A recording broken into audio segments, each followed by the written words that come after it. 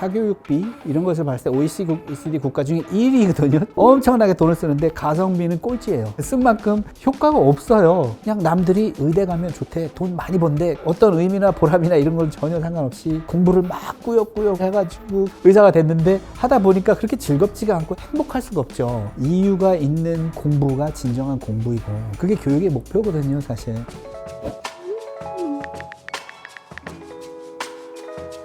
안녕하세요. 안녕하세요. 내뇌 우리가 뇌를 연결하는 시간에는 스탠포드 대학교 교육대학원의 부학장님이신 폴 킴 교수님을 모셨습니다. 반갑습니다. 반갑습니다. 근데 사실 우리가 교수님 이러는 사이가 아니라 형 동생 하기로 했거든요. 편하게 오늘은. 폴이, 도니. 너무 귀여운 거 아니에요? 그럴 때도 좀 있어야지. 예. 오늘은 새해를 맞이해서 공부 얘기를 좀 할 거예요. 폴이는 학생 때 공부 잘하는 학생이었나요? 공부를 너무 싫어했고 너무 못했고 학교 가려고 일어날 때마다 정말 싫다. 아침마다 너무 괴로웠어요. 지금 생각하면 아니 어떻게 초등학교 1학년 애를 때릴까? 하는데 제가 학교 다닐 때는 그런 일이 잦았어요. 얼굴에 이 손가락 5개가 새겨져 있어서 집에 오고 그런 적도 있었는데 그러다 보니까 학교를 등지게 되고 내가 하고 싶은 거를 하자. 초등학교 1학년 때부터 학교 공부보다는 내가 하고 싶은 거를 하는 거에 관심을 가졌던 것 같아요. 고등학교 때까지 약간의 악순환이었네요. 학교에서 공부 못하니까 손가락 자국 생기고 그렇지. 그러니까 더 공부하기 싫고 공부가 재밌다는 거는 언제 발견했어요? 초등학교 때부터 공부가 많았어요, 집에. 그런 공부를 가지고 막 이렇게 뜯어보는 거죠. 테레비 뜯어보고 라디오도 뜯어보고 이게 어떻게 작동하는지를 알아내는 것, 관심을 갖고 다 뜯어본 게 공부라고 할 수 있죠. 한국에서 초중고를 나왔으면 내 실력이 있다는 걸 사람들이 다 알아봐 주는 게 아니니까 처음을 봐서 나의 실력을 평가받는 순간이 있었을 거잖아요. 친구들이 너 혹시 답을 아는 게 아니냐. 하나만 찍어도 25%는 맞을 텐데 어떻게 그 이하로 갈 수가 있느냐. 25%보다 더 이하. 밑으로. 그렇죠. 수미 양가였는데 이게 양가. 저 최근에 어느 방송사에서 제 생활기록부를 떼오라는 거예요. 다 양가. 비슷하네 아주. 어떻게 대학을 갔어요? 한국에서 대학을 갈 수가 없죠. 그 성적을 가지고. 제가 지금 생각해보면 한국에서 학교의 영향을 가장 적게 받았기 때문에 스스로 생각하고 판단하고 결정하고 책임을 지어야 하는 훈련을 했다. 내가 좋아하고 잘하는 거를 자꾸 하려고 하다 보니까 창의적인 생각을 많이 하게 되고 다른 세상을 한번 가보고 싶다. 뭐 이런 생각이 들게 돼서 고등학교까지 졸업을 한 뒤에 미국으로 가게 됩니다. 아버님께서 비행기표를 끊어주셔가지고. 와, 큰 투자였겠네요. 당시에 뭐 큰 투자라고 할 수도 있죠. 근데 비용이 그렇게 많이 안 드는 동양 사람 자체가 없는 그런 동네에 가가지고 영어가 안 되니까 맥도날드에 가서 뭐 주문을 할 수가 없잖아요. 그러니까 맨날 콤보 원만 먹는 거야. 추억의 맛이겠네요. 콤보 원 절대 안 먹죠 이제. 이제 절대 안 먹어요. 콤보 2로. 다른 걸로. 제가 미국을 간다고 했을 때 주위에서 사람들이 다 말렸어요. 공부도 못하지, 너 영어 한마디도 못하는데 네가 미국 가서 뭘 하겠냐. 국제 미아가 될 뿐이다. 그러면서 어떻게 하면 빨리 친구를 사귈 수 있을까 해서 이제 기숙사에다가 문에다가 이렇게 붙여놨죠. 프리 비어. 아니나 다를까 애들이 막 똑똑똑똑 두드리고 누구냐 어디서 왔냐 그러면서 막 되게 친해진 거고 여기 쿨한 애가 와 있다. 그래가지고 친구들을 금방 만들어가지고 말도 안 되는데 그냥 막 하는 거예요. 거기는 어차피 한국말을 할 수 없으니까 제 발음이 좀 뭐 안 좋아도 이해하잖아요. 그럼 된 거지 뭐. 그러면서 이제 자신감이 이제 막 상승을 하면서 잘하면 할 수 있겠다. 사실 언어 공부하는데 그게 최상의 방법이었던 게 삶 속에서 부딪히면서 배우는 거고 친구를 사귀면서 배우는 거다. 그렇죠. 가장 빠른 속성 코스를 타셨던 거네요. 일단 자신감이 생기면 프로세싱에 있어서도 더 많은 리소스가 여기에 사용을 할 수가 있잖아요. 만약에 불안감이 있으면 벌써 이 코그니션의 한 70%는 거기에 가 있을 거 아니에요. 그러면 실제로 프로세싱 할 수 있는 부분이 적어지잖아요. 그러니까 불안이라는 것 자체가 학습 능력을 떨어뜨리는 게 일종의 브레이크를 걸어버려요. 그렇죠. 내가 할 수 있나? 내가 이걸 잘못하면 다른 사람 욕하지 않을까? 특히나 사회적 불안? 한국 사회에서는 다 눈에 불을 켜고 정말 잘해? 몇 등이야? 뭐 이런 게 오면은 내가 어떻게 평가받을까 봐 무서우니까 내 실력이 잘 나오지 않는 것도 있을 수가 있죠. 불안하니까 자신이 없고 자신이 없으니까 시도하기 싫고 하지만 자신감이 넘치면 내가 좀 실수해도 괜찮아 라고 생각을 하면 뭐 조금 발음 잘 못했으면 다시 해주면 되지. 결과적으로 인간의 배움이라는 거는 사람과 사람의 인터랙션을 통해 생기는데 자신감이 되게 중요하긴 하죠. 먼저 사람들에게 다가서고 그리고 자신감의 원천은 사실 누군가가 나를 인정해 주는 거예요. 내가 부딪혔을 때 오, 너 멋지다, 너 쿨하다, 너 잘한다. 피드백의 종류가 뭐 한 4가지가 있다고 보면 네. 네거티브 피드백은 진짜 쓸모가 없는데 너 그거밖에 못해? 너 전엔 잘했잖아 뭐 이렇게 얘기를 하면 벌써 자신감이 확 줄어들잖아요. 맞아. 절대로 학생한테 직원한테도 절대로 네거티브한 피드백은 주지 말자. 부모님들한테 제가 하는 말씀이 이거예요. 아이들이 조금이라도 잘한 거 있으면 그거를 확대해서 정말 잘했다, 아 난 너무 자랑스러워, 그렇게 하는 거야. 바로 그거야. 자꾸 긍정적으로 얘기를 해주다 보면 아이의 자신감이 점점 쌓여 오르죠. 동기부여도 올라가서 더 그렇죠. 열심히 하게 되고. 그렇죠. 자신감이 쌓이면 그만큼 내가 인지에 활용할 수 있는 두뇌적 영역이 훨씬 더 넓어지면서 더 쉽게 지식을 습득을 하고 또 뭔가 시도할 때 두려워하지 않고, 두려움이 없다면 호기심도 가질 수 있고 엉뚱한 생각도 해볼 수 있고 그러면서 창의적인 질문을 하게 되는 거죠. 너무 재밌다, 더 열심히 하고 싶다라는 마음이 생기게 된 큰 계기는 포지티브 피드백과 사람들과 교류를 통해서 자신감을 얻을 수 있게 되면서. 네거티브 피드백을 들어본 기억이 없어요. 특히 이제 큰 계기가 됐던 건 음악 수업 시간에 교수님이 베토벤, 모차르트 뭐 이런 걸 틀어놓고 에세이를 써오라고 하는 거예요. 뭐라고 써? 뭐 할 말이 없는 거. 한국말로 쓴다면 어떻게 해볼 수 있겠어. 하지만 영어로 쓰려니까 정말 힘든 거예요. 뭐 베리 굿. 뭐 이 정도 수준이지.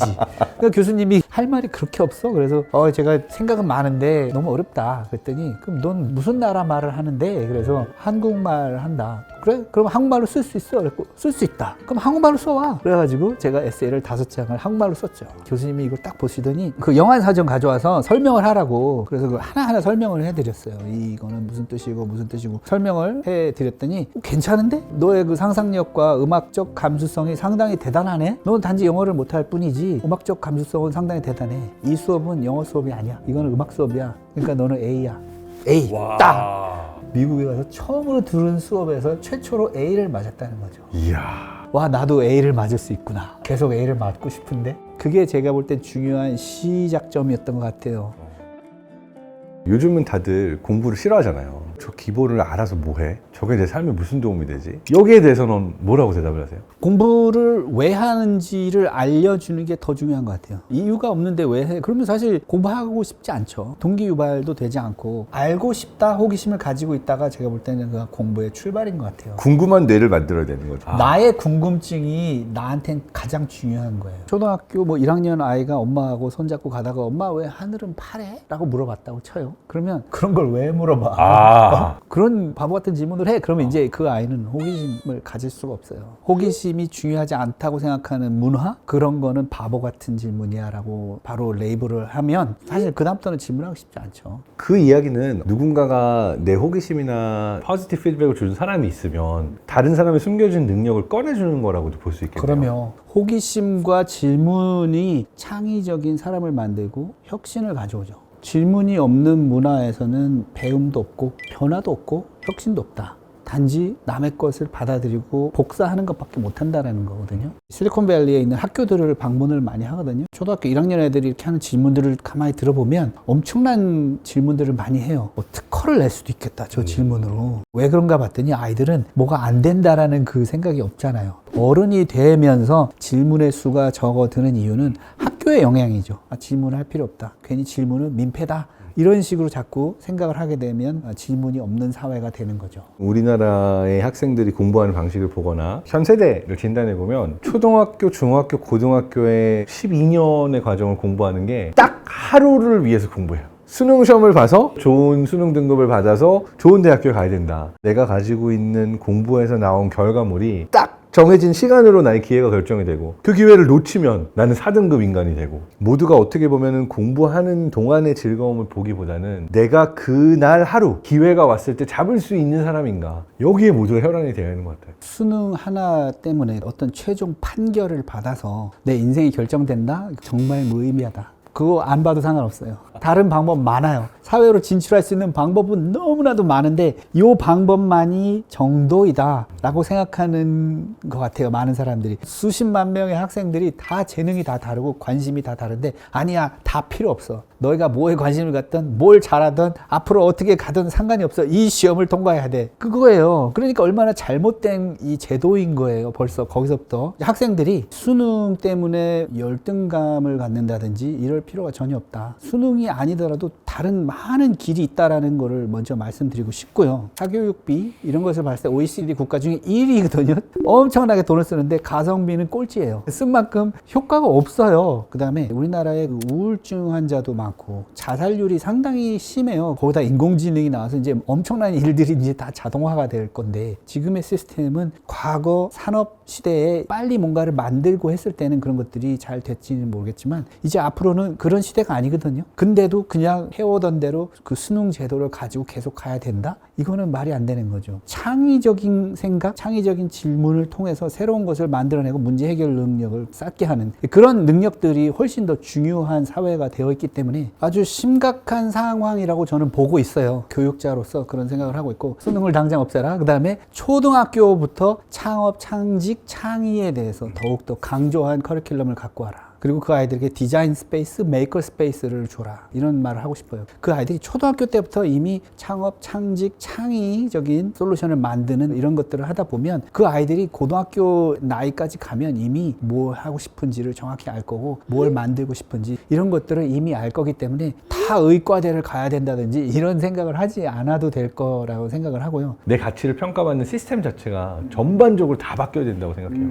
지금의 교육은 암기식 수동형 학생들을 만드는 것밖에 안 되는 거거든요. 사실 아이들이 능동적이어야 되고 자기 주도적이어야 되는데 어렸을 때부터 스스로 생각하고 판단하고 결정하고 책임질 수 있는 기회를 현재의 교육에서 주지 못하고 있어요. 그러다 보니까 아이들이 디펜던시가 너무나도 늘어나는 의존성이 거죠. 늘었죠. 의존성이 늘어나다 보니까 부모님한테 자꾸 물어봐야 되고 다른 사람한테 물어봐야 되고 스스로 생각하고 판단할 기회가 없었어요. 그러다 보니까 자기 주도적인 성향이 되지 않은 거죠. 시키는 것만 해서는 안 되는 거죠. 직장이 됐건 부모님이 됐건. 제가 전에 공원을 이렇게 지나갈 때 보니까 어디 초등학교 몇 학년 몇 반 텃밭이고 여기서 키워지는 채소들은 어디 양로원으로 보내질 것입니다. 이렇게 써 있더라고요. 그걸 보면서 이거 너무 좋다. 이 채소를 잘 가꾸기 위해서는 토양에 대해서, 양분에 대해서 그런 것들을 알아야 되잖아요. 거기서 과학을 배우고 기술을 배우고 우리가 여기서 키우면 이것들을 할아버지 할머니들께서 맛있게 드실 거야 라는 그런 기대가 있고 보람되고 의미 있잖아요. 그 보람과 의미가 있는 일을 하기 위한 공부는 동기 유발이 상당히 더 많이 돼요. 잘은 모르겠지만 그냥 공부하는 거야 하고 꾸역꾸역 하는 거는 노동이고, 나도 뭔가 보람되고 의미 있는 일을 하겠다 하는 생각을 가질 때 너무 즐거운 거예요. 다음에는 이렇게 해보겠어. 더 잘 자라게 하겠어. 수확량이 늘어나게 하겠어. 막 이러잖아요. 이유가 있는 공부가 진정한 공부이고 그게 교육의 목표거든요, 사실. 근데 그런 것이 없이 그냥 남들이 의대 가면 좋대. 돈 많이 번대. 그러니까 의대 가. 어떤 의미나 보람이나 이런 건 전혀 상관없이 공부를 막 꾸역꾸역 노동을 해가지고 의사가 됐는데 하다 보니까 그렇게 즐겁지가 않고 행복하지가 않아. 돈은 좀 버는 것 같은데 결국은 내가 잘하고 좋아하고 사랑하는 것을 하는 게 직업이 돼야 되는데 그것을 가기 위한 여정이 공부인 거죠. 많은 경험을 쌓아야지만 내게 의미 있고 내가 좋아하는 게 뭔가를 찾을 수가 있는 찾아야죠. 거고, 내 목적과 의미가 분명해지면 그걸 위해서 공부라는 거는 자동으로 하게 되는 거예요. 하고 싶어. 더 알고 싶고 더 잘하고 싶어. 그렇기 때문에 하는 거죠. 학생 시절을 놓치고 우리 부모님이 나에게 이런 많은 경험을 주지 않았어도 성인이 돼서도 할 수 있는 거죠. 분명히 할 수 있죠. 저는 지금 나이가 이제 50 중반이 되는데 아직까지도 저는 제가 발견하지 못한 그런 잠재력이 있다고 생각을 하고 있어요. 그리고 모든 사람이 여러 개의 잠재력을 갖고 있다고 생각해요. 근데 그거를 다 해보지 않아. 어떤 사람이 어디 대학교의 교수가 되었다 해서 그걸로 끝이 아니에요. 그 사람이 그것이 모든 잠재력을 꺼낸 게 아니라고 저는 보거든요. 남들의 어떤 인식이나 이런 사회 의식에 따라서 그런 길을 간 건데 wrong place에 간 거죠. 하고 싶은 거를 해야죠. 그거 하면 재밌을 것 같아. 그게 나의 가슴을 두근거리게 해 하면 그걸 꼭 해야 된다는 거죠. 했더니 너무 잘해. 다른 사람들보다 훨씬 뛰어나. 그러면 또 새로운 잠재력을 하나 더 발견한 거죠. 우리가 오늘 촬영하는 게 2024년 1월 2일 날 촬영하고 있는데 정확히 1년 전 2023년 1월 2일 날 캘리포니아 애플밸리에서 교수님이 파일럿으로 날아가는 비행기를 타고 하늘을 날고 있었어요. 파일럿이 되려고 했던 가장 큰 동기가 있는데 전 세계에 돌아다니면서 그런 교육 프로젝트들을 하다 보니까 내가 만약에 파일럿이 된다면 사각지대 소외 지역에 쉽게 빨리 자주 갈 수 있겠다라는 생각이 들어서 파일럿이 돼야겠다. 처음에는 두려웠죠. 괜히 내가 이 나이 들어가지고 실수하고 그랬고 민폐를 끼치지는 않을까라는 생각도 했는데 하다 보니까 너무 재밌고 파일럿이 돼서 결국은 남미에 비행을 가갖고 교육 프로젝트를 하고 이러면서 바로 이거다. 내가 이걸 하길 참 잘했다라는 생각을 하고 있고요. 또 다른 잠재력이 분명히 있을 거야. 또 발견해야지 하면서 또 그 여정을 계속 가고 있는 거죠. 제가 포리를 좋아하는 이유가 어떤 포지션, 타이틀, 유명세 이런 걸 얻었다라고 멈춰 있는 게 아니라 여전히 소년처럼 난 또 어떤 능력을 가지고 있지? 나 혼자 즐겁자고 쓰는 게 아니라 다른 사람들에게 의미 있는 일을 하는데 사용할 수 있지? 라는 질문을 가지고 끊임없이 배워나가는 과정에 계셔서 좋아하는 이유 중에 하나입니다. 그러니까 지금까지 공부를 했다고 하면 재밌어서 한 거, 즐겁게 한 거, 이런 것으로 생각이 되지 노동을 했고 힘들었고 괴로웠고 이런 것들은 없어요. 그래서 만약에 여러분들이 공부를 하시는데 힘들고 괴롭고 노동이라고 생각한다 그러면 아직 이유를 못 찾은 것이라고 볼 수도 있고, 어떻게 보면 잘못된 시스템도 있고 잘못된 퓨처를 위해서 열심히 하고 있지 않나 하는 생각도 해볼 필요가 있어요. 공부의 쓸모란 내가 왜 공부를 하고 이걸 어디에 쓸 수 있는가 라고 하는 더 큰 질문을 하는 게 어렸을 때부터 그거를 알게 되면 앞으로의 그 학습이라는 여정이 훨씬 더 의미 있고 보람되고 즐겁고 행복한 거죠. 자신의 길을 찾고 능력을 발견하기 위해서는 무조건 부딪히고 해봐야 되고 경험을 쌓아야 되는 것들이 중요하다. 이렇게 정리를 할 수 있을 것 같은데, 이 바뀌는 세상에 대한 얘기는 또 할 말이 많으니까 저희가 요거는 다음 편에 이어서 다루도록 하겠습니다.